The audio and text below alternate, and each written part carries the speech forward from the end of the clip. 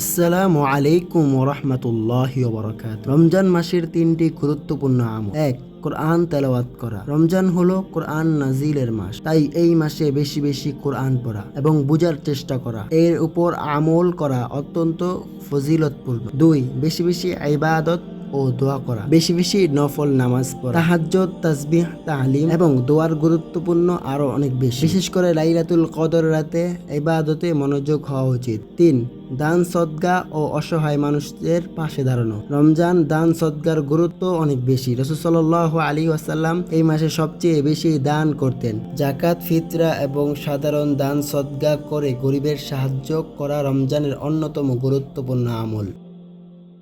আমাদের এই ভিডিওটা ভালো লাগলে বেশি বেশি শেয়ার করবেন এবং লাইক কমেন্ট করে জানাবেন আপনাদের কাছে কেমন লেগেছে।